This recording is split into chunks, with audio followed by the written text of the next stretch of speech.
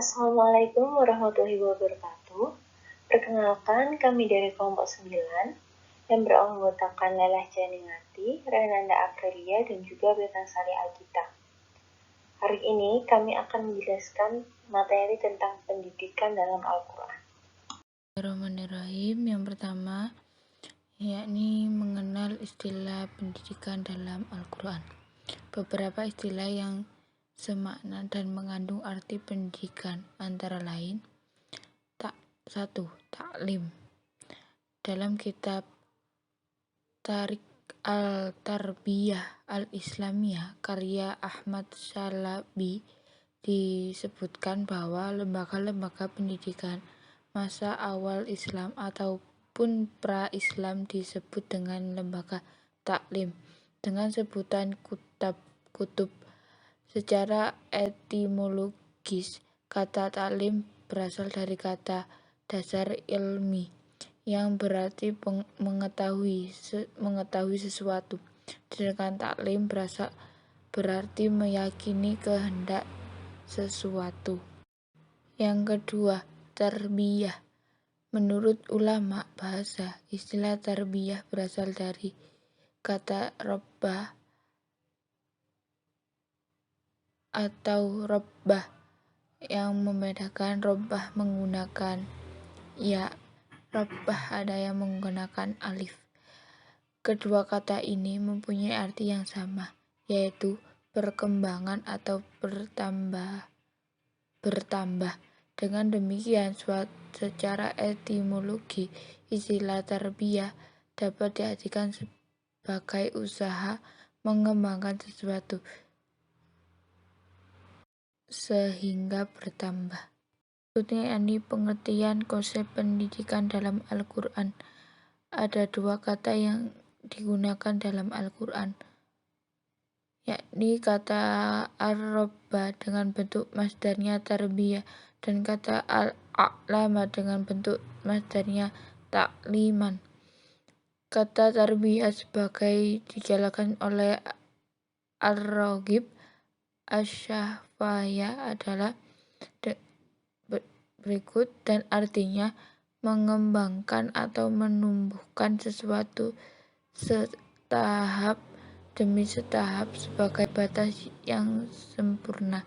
Sedangkan kata taklim digunakan secara khusus untuk menunjukkan sesuatu yang dapat diulang dan diperbanyak sehingga menghasilkan bekas atau pengaruh pada diri seseorang. Selanjutnya, konsep manusia seutuhnya dalam Al-Quran. Hakikat manusia dalam Islam dapat dijelaskan sebagai berikut. Pertama, manusia adalah makhluk yang paling baik. Manusia adalah ciptaan Allah yang baik. Bentuk kejadiannya di antara makhluk-makhluk yang ada di alam semesta ini sehingga dijuluki Al-Quran di surat At-Tin dengan insan ahsani takwim dan tetapi bisa pula jatuh kepada asfala safilin. Ahsani takwim dalam pengertian bahwa manusia memiliki derajat yang lebih tinggi secara jasmani dan rohani bila dibandingkan dengan makhluk lainnya. Ahsani takwim juga berarti orang yang beriman dan bertakwa serta pandai bersyukur kepada Allah Subhanahu wa Ta'ala. Sedangkan pengertian asfala safilin antara lain adalah kesesatan dan orangnya bertempat di neraka kelak karena ia tidak beriman, ingkar, dan tidak bersyukur kepada Allah, tidak seperti orang yang ahsani takwim. Kedua, manusia sebagai makhluk paling sempurna atau insan kamil.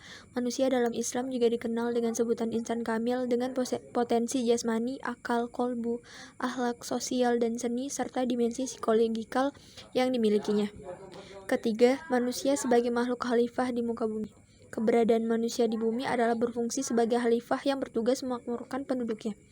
Oleh karena itu, segala wujud psikologikal dan kesehatan mentalnya di bumi harus sesuai dengan apa yang diajarkan Allah dalam agamanya, seperti difilterisasi dan sesuai dengan prinsip, tujuan, dan kaidah yang terdapat dalam syariat Islam. Keempat, manusia sebagai makhluk yang paling bagus proses kejadiannya. Menurut Al-Quran Surat Al-Mu'minun ayat 12-16, manusia diciptakan Allah dari intisari tanah yang dijadikan nutfah atau sperma bagi laki-laki dan ovum bagi wanita dan disimpan di tempat yang kokoh dan aman. Kemudian nutfah dijadikan darah beku dijadikan mudghah, dan mudghah dijadikan tulang. Tulang dibalut dengan daging yang kemudian dijadikan Allah makhluk manusia dengan bentuk fisik. Makhluk manusia. Inilah 5 periode kejadian manusia dalam Al-Quran. Kemudian yang kelima, makhluk yang bersifat ketuhanan atau rohani. Dalam surat Al-Hijr ayat 29 dan As-Sajadah ayat 7-9 selanjutnya menjelaskan bahwa setelah kejadian manusia dalam kandungan, ditiup ke dalamnya roh dan dijadikan baginya pendengaran, penglihatan, dan perasaan, sehingga lengkaplah proses kejadian manusia sebagai manusia khalifah yang memiliki banyak kemuliaan.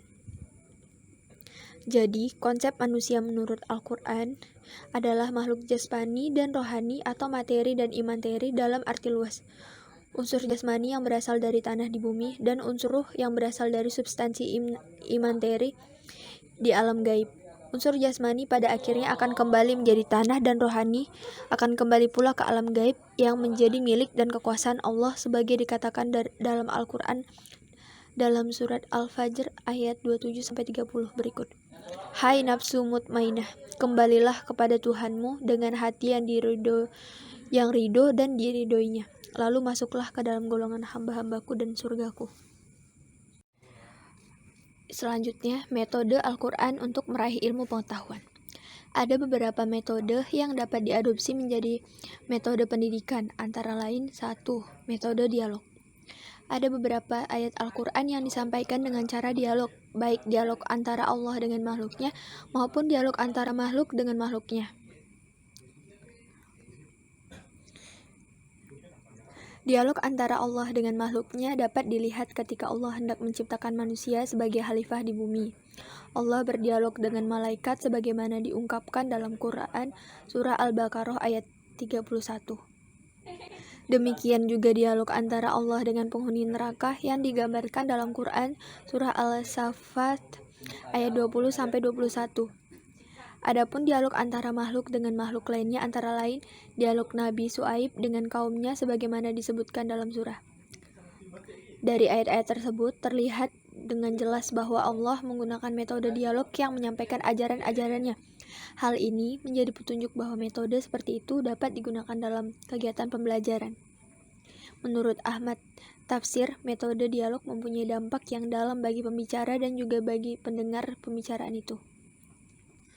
Yang kedua, metode kisah. Al-Quran menyampaikan pesan-pesannya juga menggunakan metode kisah. Di dalam Al-Quran ditemukan sejumlah ayat yang berisi tentang kisah-kisah umat terdahulu. Kisah Al-Quran banyak ragam dan bentuknya. Al-Katan membagi kisah dalam 3 bentuk. Pertama, kisah-kisah tentang nabi terdahulu. Kedua, kisah-kisah tentang peristiwa masa lalu. Dan kisah tentang orang-orang tertentu yang tidak ditetapkan status kenabiannya. Yang ketiga, kisah-kisah tentang peristiwa yang terjadi pada masa Nabi Muhammad. Nah, kisah-kisah dalam Al-Quran tersebut menunjukkan cara Allah untuk mendidik hamba-hambanya agar beriman kepadanya. Yang ketiga, metode amsal atau perumpamaan. Perumpamaan kalimat yang baik adalah seperti pohon yang baik, akarnya teguh dan cabangnya menjulang ke langit. Dan perumpamaan kalimat yang buruk seperti pohon yang buruk yang telah dicabut dengan akar-akarnya dari permukaan bumi. Tidak dapat tetap tegak sedikit pun. Quran surah Al-Ra'du ayat 35. Ada kalanya Allah mengajari hamba-hambanya dengan membuat perumpamaan-perumpamaan. Metode perumpamaan tersebut juga sangat penting dalam pendidikan.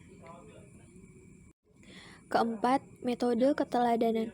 Untuk memudahkan pemahaman dan pelaksanaan ajaran-ajaran yang diturunkan kepada hamba-hambanya, maka Allah menyebutkan beberapa tokoh yang dapat dijadikan teladan, antara lain 1. Keteladanan para nabi dapat dilihat dalam Quran surah Al-An'am ayat 32. Keteladanan Nabi Ibrahim dan umatnya digambarkan dalam Quran surah Al-Mumtahanah ayat 4. Keteladanan Nabi Muhammad dijelaskan dalam Quran surah Al-Ahzab ayat 21. Keteladanan orang-orang yang pertama-tama masuk Islam dijelaskan dalam Quran Surah Al-Taubah ayat 100 dan keteladanan orang-orang yang beriman. Hal ini dapat dilihat pada Quran Surah Al-Tur ayat 21. Keteladanan tokoh-tokoh yang disebutkan di atas merupakan kunci kesuksesan mereka dalam mengemban tugas-tugas mereka yang diberikan oleh Allah. Dalam dunia pendidikan, keteladanan merupakan unsur yang sangat penting. Peserta didik cenderung meneladani pendidiknya.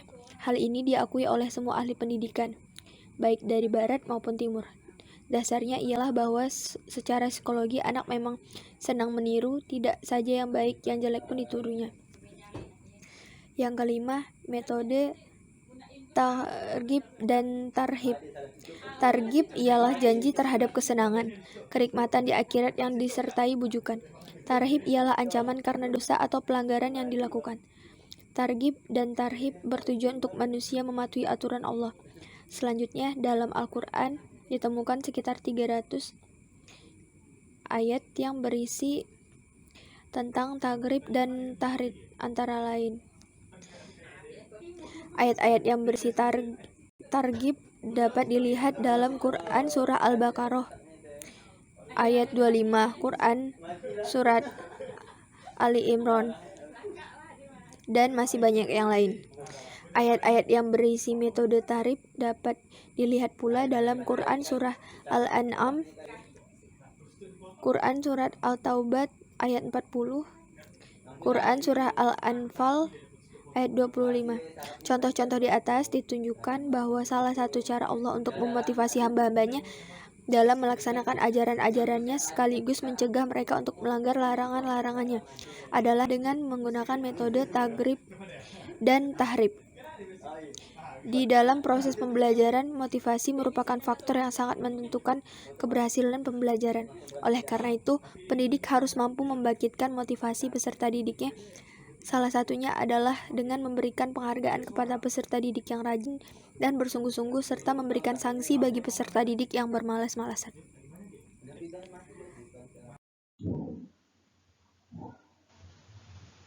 Meraih ilmu hikmah menurut Al-Quran. Hikmah dalam bahasa Indonesia merupakan kata populer yang sering disebutkan oleh seseorang. Setiap ada acara-acara keagamaan yang dilaksanakan oleh masyarakat, pasti kata tersebut disebutkan, seperti hikmah maulid, Isra Mi'raj, puasa, dan sholat, serta hikmah perkawinan. Salah satu cara meraih ilmu hikmah adalah dengan cara mendengarkan ceramah maulid yang didengarkan oleh masyarakat yang merupakan ilmu pengetahuan atau sejarah tentang Nabi Muhammad SAW. Ilmu pengetahuan itu diharapkan memiliki pengaruh signifikan terhadap sikap dan perilaku peserta hikmah maulid, yang kebanyakan dari anak-anak dan sebagian orang dewasa. Anak-anak hadir untuk memperoleh kesukaannya, yakni telur, sementara orang dewasa hadir untuk memperoleh ilmu. Namun, sikap dan perilaku masyarakat, baik anak-anak maupun dewasa, tampaknya masih jauh dari harapan yang sesungguhnya, yakni kebanyakan dari mereka tidak menjadikan Nabi Muhammad SAW sebagai panutan dan contoh keteladanan dalam kehidupan. Selanjutnya yaitu menjadi manusia paripurna atau ulul albab. Konsep mengenai manusia paripurna atau insan kamil adalah sebuah keserasian dua bentuk dalam diri manusia. Bentuk yang pertama adalah ada kesempurnaan dari segi wujud yang meliputi semua perangkat-perangkat yang ada dalam diri manusia. Kesempurnaan semacam ini adalah anugerah dari Allah Subhanahu wa Ta'ala dan juga merupakan hasil dari manifestasi atas kemampuan menjaga diri dari segala bentuk yang dapat melukai dan membahayakan diri serta kesanggupan untuk memanfaatkannya. Sedangkan yang kedua yaitu kesempurnaan pengetahuan. Kesempurnaan pengetahuan ini didasari oleh keingintahuan untuk memperoleh pengetahuan. Rasa ingin tahu itu pun mengharuskan manusia untuk mampu memanfaatkan atau menggunakan potensi yang ada dalam dirinya untuk meraih ilmu pengetahuan sebanyak-banyaknya. Namun, tidak hanya cukup sekedar memperoleh, tapi hendaknya ilmu yang dimiliki manusia digunakan sejalan dengan tuntunan syariat yang dibawa oleh utusannya. Ketika menjaga diri sejalan dengan pemanfaat potensi badani yang terdapat dalam diri manusia, inilah yang akan mampu menghantarkan manusia kepada kesempurnaan. Sekian presentasi dari kami. Apabila ada yang kurang jelas bisa ditanyakan. Sekian presentasi dari kami. Apabila ada yang kurang jelas dapat ditanyakan. Wassalamualaikum warahmatullahi wabarakatuh.